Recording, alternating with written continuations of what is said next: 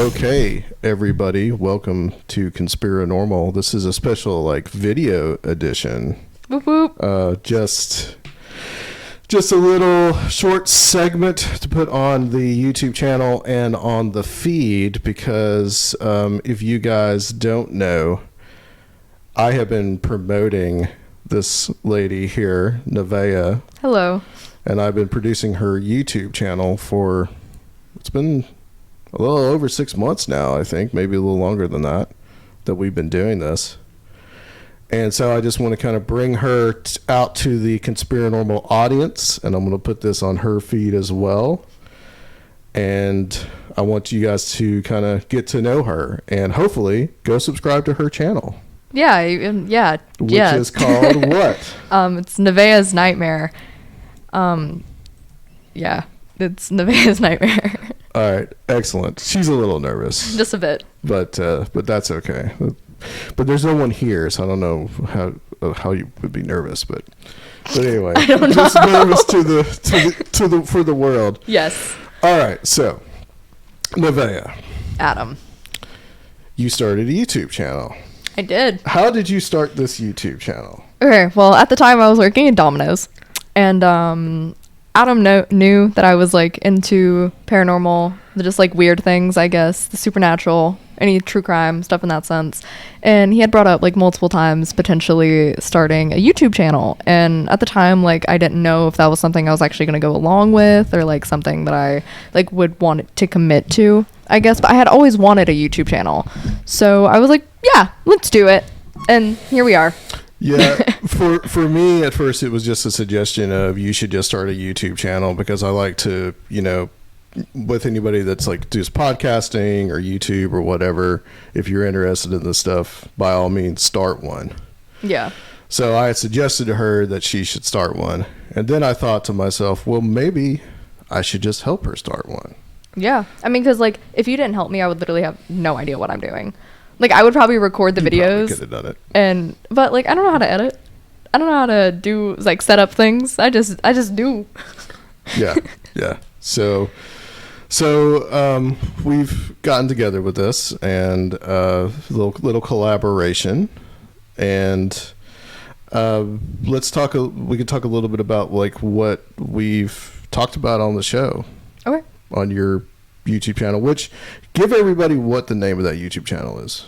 It's my YouTube channel? Nevaeh's Nightmare? Yeah, Nevaeh's Nightmare. Nevaeh's Nightmare. YouTube channel. Yeah, yes, my that's YouTube what we're channel. talking about. Yeah, well, duh. Yeah, it's Nevaeh's Nightmare. I'm spooky things, gothic things. Always been kind of the odd kid out of the bunch. So Nightmare was just kind of my name, Nightmare, Yeah. Yeah. And it's an alliteration. Yeah. And I really love alliterations. So I was I don't know what that word means. Alliteration means it's a two-word phrase that starts with the same two letters. Oh. So yeah. So an alliteration. Yeah. So Nevaeh's Nightmare. Nevaeh's Nightmare. Yeah. There you okay. go. Well, For some reason, I was really getting into alliteration at the time. So I was like, why don't you name it Nevaeh's Nightmare? Yeah, and it works. She liked it. Yeah. So, all right. So we've been talking about various subjects on this channel. So what are some of the ones that you remember that you liked to talk about? Really enjoyed the Poltergeist one. That one was something that I had interest in when I was little, probably 6 or 7, and that was kind of when I started not researching, but developing some sort of knowledge into the whole realm of odd. And that was kind of the beginning of it. So talking about it, I was like, yes. And this one, I'm excited for this one. So yeah, we talked about we talked about the curse of Poltergeist. Right. So how that started with the death of Dominique Dunn and then Heather O'Rourke and a couple of other people. Right. People that died. Right. So what do you think? Was there a curse of the Poltergeist movie? I honestly don't know. What's your thoughts on it? I honestly don't know because there's so many things that's just it's a little too superstitious, but then there's the fact that those people died while in the midst of the Poltergeist, it could have happened with any movie.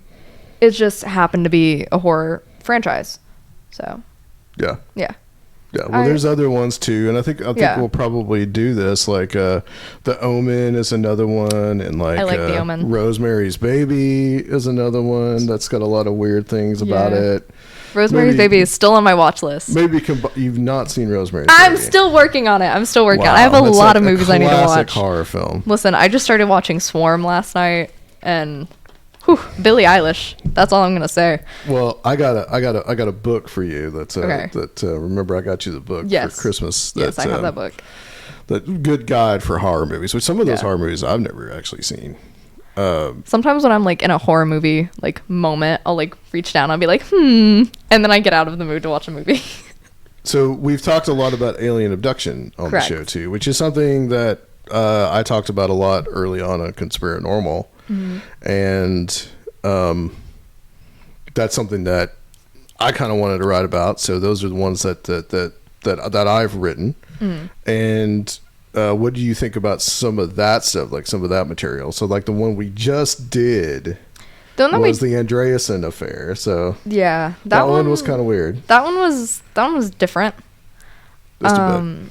I try to sway away from things that involve religion just because I am so I'm hit or miss with religion, so I just try to avoid it. Like, I like hearing things about it, but like don't make that the whole aspect, you know? Let other things come into play as well when it comes towards religion. But I think the Betty and Barney Hill one was that was a very memorable one for me. So yeah, that's one that's like the very kind of first like kind of classic alien abduction. Yeah. And could have elements of mind control. You never know. Right. This is stuff we've talked about on the show. So if you're a Conspirinormal listener, you're absolutely familiar with that. Yes. And that's the first video that we did. My first video. Betty and Barney Hill. Yes. And Travis Walton. Yes. So you guys can go watch that. Yeah, you should. You should go watch it. You know what? She actually does write these too. Yeah. So there's a couple. There's a few that you've written. Yeah. I wrote the Boy in the Box one. I wrote the Muffin Man one, obviously. The one I couldn't sit still through. The Muffin Man. I got so much criticism for laughing during the video. Well, it was supposed to be funny. Exactly. It was funny. How could I talk about this like made up serial killer and not laugh about it? It was funny. It was satire. Right. I think that story was complete bullshit. Yeah, no, 100%. 100% it was. But I got so much criticism for it from like people I know in person because I was laughing during it, and they were like, yeah, I was really invested in the story. Like, how can you be invested in that? Like, it's all not real. It's not true. It's just one of those stories that's supposed to make you laugh. And if the person saying it is laughing, then maybe you should laugh along with them. What did he do? He killed somebody with a mortar and a pestle. Yeah, and then another method of murder was shake and bake. Right, yeah, there was a shake and bake. Yeah, that was my favorite method of murder. You know, like the I think the source from that was a website called the Uncyclopedia. Right. Well, there was a bunch of different sources, and there was one source that I looked at, and it was just some like lady who found books in her like library. And she seemed like the most unbiased, and like she put in the thing, she was like, I know a lot of this is made up, but I want to try to like find out as much of this so-called real story or real folklore as possible.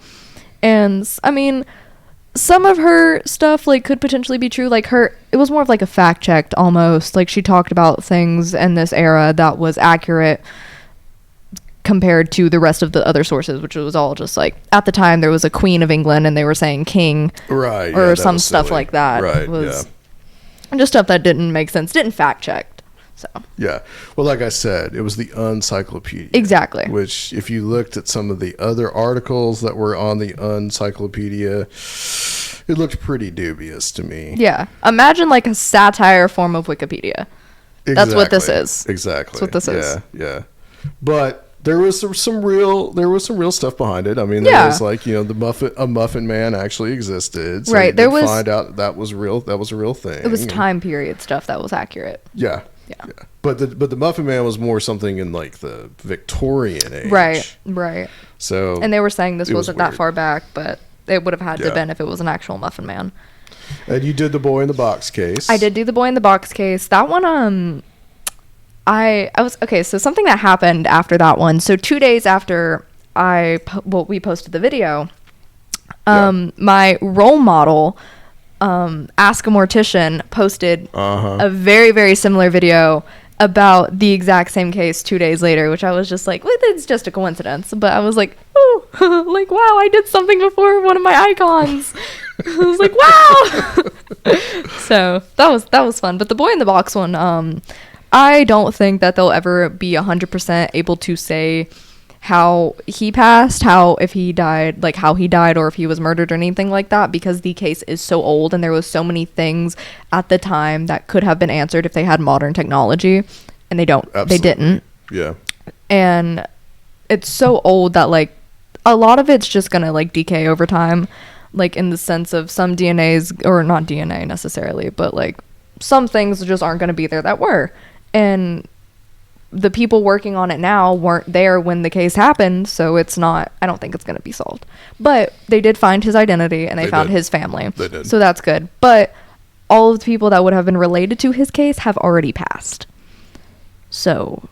Yeah, because I guess he would have been, I guess if he had lived, I guess he would have been in his 60s by now. Correct. At least. So like his parents... Maybe 70s. Yeah, I mean, it was public that his parents have already passed, but they still won't release the family, which that's valid. They don't want this coming out of nowhere and being surrounded by paparazzi and stuff, like, well, not paparazzi, but like people coming to them for questions. Media attention. Yeah, they don't need that when they themselves didn't even know who this boy was. My thought on that case, it's kind of really, it's a tragic case, because this young child was found in a box in like 1957. Yeah. And he was probably like 8 or 9 years old, I think that they said. It was between 4 and 7. Okay. So I believe. My thought on that was just like something. He was probably like, it was probably like an accident or killed him by mistake, or maybe even that. And yes, but they just dumped him off. Yes, but he was bathed post-mortem. He also received a haircut after death, because follicles of hair from the haircut were found on his body. Yeah. But he was freshly cleaned. Like, if they were just like, oh, an accident happened and they dumped the body, why would they just leave him? You know? Like they would just leave him, but like, I don't know how to explain this. Like, okay, if an accident happens and you want to get rid of it, you're going to get rid of it. You're not going to take all of these steps afterwards. That's a good point. And then get rid of it. That's a good point. So, I think... See, she wants to be a mortician, so that's what I'm a mortuary assistant currely. She is a mortuary assistant. I'm a mortuary assistant. She handles dead bodies. I on occasion. Having to pick them up sometimes. No biggie. Yeah. And it was in the news because they found, I guess it was back in December, so it was December of 2022, that they found his body. Or they finally figured out, what am I saying? Yeah. They finally figured out his name. Fun fact. I guess DNA. Yeah, they found it through DNA that they found through someone else in his family that had been arrested. And fun fact, that was the only family member that was arrested. I don't know if that's like, that's interesting, because I know that was like a 23andMe type of thing, or what it was. But what makes it really weird is, actually, I just lost my train of thought, so hold on that statement. What makes it really weird is, I don't know. Yeah, I just completely derailed in my head. Well, we also did the Candyman murder, and we did that around Halloween. I did. That one was I actually forgot I did the one. You forgot you did that one? Yeah, I know some people think it's weird, but I don't go back and watch my own videos. I'm probably not even going to listen to this. That's okay, because I don't really go back and listen to Conspirinormal. So exactly. I understand. Sorry, I had to yawn. The Candyman one, yeah. She's bored. I am not bored. I am not. I am not. The Candyman one, that one was something that I had also known about since I was younger. I wouldn't say between like 6 and 7, but I was probably about like 12 or 13 when I heard about that one. And that was another one of those things where like, oh, like serial killers, like not serial killers, but like there's more than serial killers. Yeah. If that makes sense. Like there's people who murder their children and expect to get all of these things in return that don't realize that like you can't do that. Like, the man was being so suspicious after he killed his kid. Like, by using tainted candy, by the way. Yeah, tainted candy. Yeah. And they were pixie sticks, and he filled the pixie sticks with, was it cyanide? Was it? I think so. Yeah, with cyanide, I believe. And instead of, like, being creative and making the pixie stick look like a pixie stick, he stapled it closed. Yeah. He stapled it closed. Yeah. And it was kind of a dead giveaway. Yeah. And the place, like, the whole thing of him retrieving the pixie stick, he couldn't tell the cops where he got it from, what house he got it from. And in reality, he didn't even get it from a house. He just gave it to his kids. He, like, waited at an empty house and came back and he was like, oh, I have pixie sticks, when there was no one home. No one home. The person he blamed it on, and, like, whatever house it was that he finally gave up to, had a very, very strong alibi. It was all ridiculous. After his son passed, he, like, immediately wanted to get the life support or whatever it's called on his son. And in reality, life insurance. Yep. And then he'd actually put out a claim, I think, before that. Months prior. Months prior. Not a claim, but a policy. Yeah, he, like, upped how much he would get if his son died. Actually, if it was if both of his kids died. And plans fell through and only one of them died. But still, someone died. But it's all just kind of ridiculous. Like, he set all of these things in place for his own failure. Like, he could have been so smart about that. And no. Well, no. This is one of those things that, like, what I remember when I was growing up, like, way back in the Paleolithic age, there was, they talked, otherwise known as the 1980s. They talked about, they always talk about how, like, well, you gotta be careful because if you go, you might get poison in your candy, and your parents need to check your candy for any kind of poison. Razor blades was another one. Razor blades in the apples. That was another one. But why would you give apples out on Halloween? People do. So I grew up I grew up with this. I grew up hearing this kind of thing, and it turns out that, like, it was really just some kind of mass hysteria because really people like this guy, and this was in the 70s. People like this guy who was like a parent or a guardian were the ones actually poisoning children for life insurance fraud. Exactly. But it became this whole big mass hysteria that, you know, your Halloween candy was poisoned. Yeah. So. Yeah. It's kind of. Have you ever seen the Chucky series? No, I actually never seen the Chucky series. So you can berate me for that one. Okay. Well, I might actually. So in the series, the first season, I believe, Chucky's trick-or-treating, and is this a TV series? Yeah. Yeah. Okay. He gives apples with razor blades in them, and that's what that reminded me of. But I've never been given an apple on Halloween. That's where that comes from. I've never been given an apple. Like, old people gave you apples. No, I would go to old people's houses, and I never received apples at them. It was a thing back in the day. I have been to someone's house who tried to give me a toothbrush. That was weird. There you go. That's like, you know, it's not an apple, well, though. I mean, that makes sense, right? Because, you know, you might ruin your teeth with that candy, so they give you a toothbrush. Adam, can we move to the next topic? We can move to the next topic. All right. So I've also you've done some interviews. Correct. I think we had Kiki Dombrowski. I love Kiki. And Jenny Ashford, we had her on, and then also Joshua Cutchin. So you've done some interviews too. Yeah. And she's an excellent interviewer. She really knows. She's natural at it. She's gonna take my place one day. That's a big shoe to fill. I don't know if I can. Yeah, well. I love Kiki. I love Kiki. She's awesome. Anything you got out of those interviews? Anything that was particularly interesting to you? I know that you liked a lot of Josh's work. And I really dug into researching with Josh, because at first it was like, okay, I'm just going to listen to the podcast, figure out some stuff, ask some questions from the podcast. And then that kind of spiraled into me, I want to read his books. He's talking about things that I have always been interested in. I want to know more.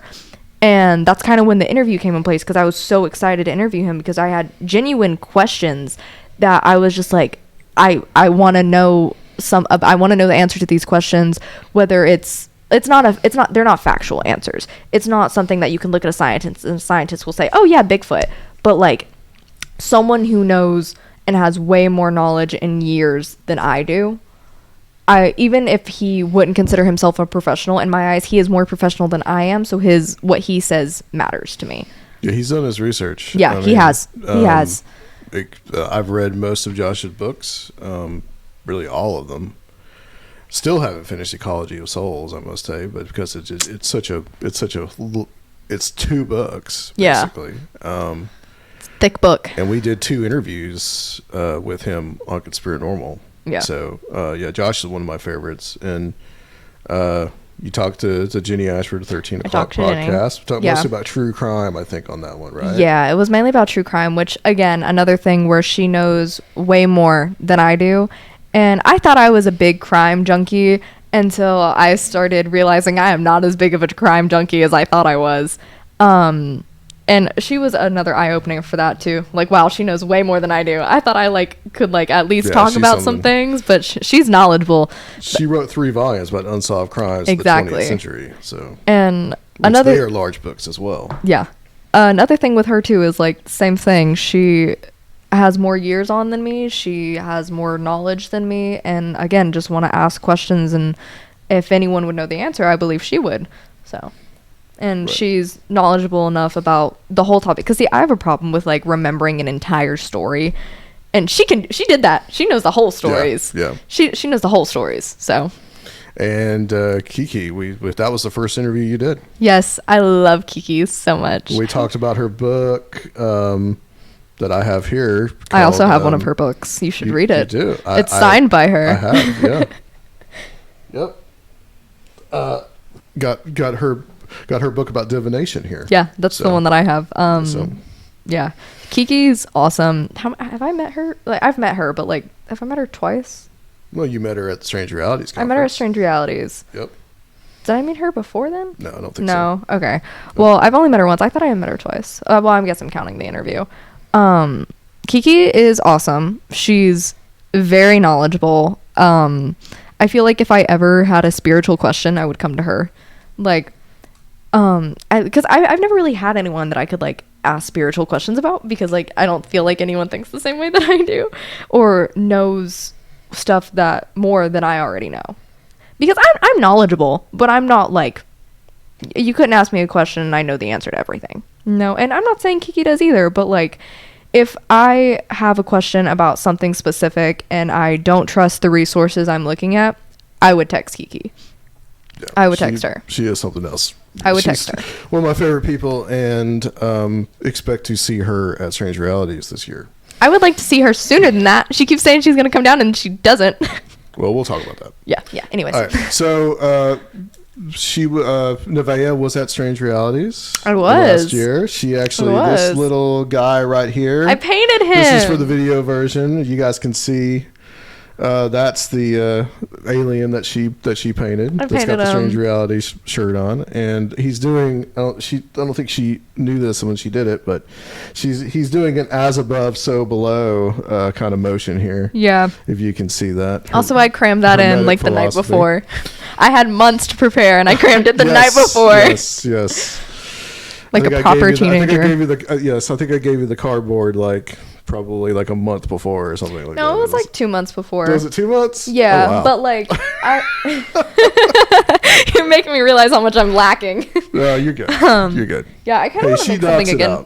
No, well, thank you. I kind of want to make something for next year too. I don't want to do another cutout because we have this one. But I don't know what I would want to do. Yeah, we'll use him again next year. Yeah, we'll use him again. I can make him a little buddy.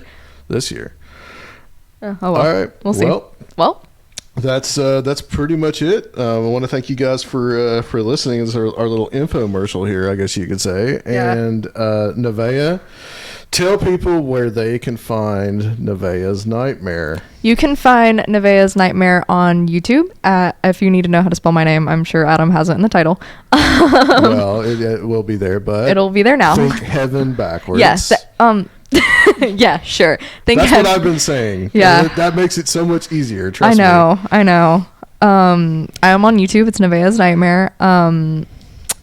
My Instagram, if you want to check there, sometimes I post an early sneak peek, I guess, on my story. That is morning.drizzle. I also have my TikTok, which I just post, I don't know, just TikToks of my outfits for the day. Sometimes I'll do little goth stuff on there. That is Nev's Nightmare, NEVS.nightmare. Perfect. Yeah. That's where you can find me. All right, guys. Thanks so much. All right, thank you. Send a subscription her way. That helps us. She is part of the Strange Realities family. I am. And it raises all ships. So, All right, guys. Nice. Thanks a lot, and we will be back with a regular show on Conspirinormal. Thank you so much.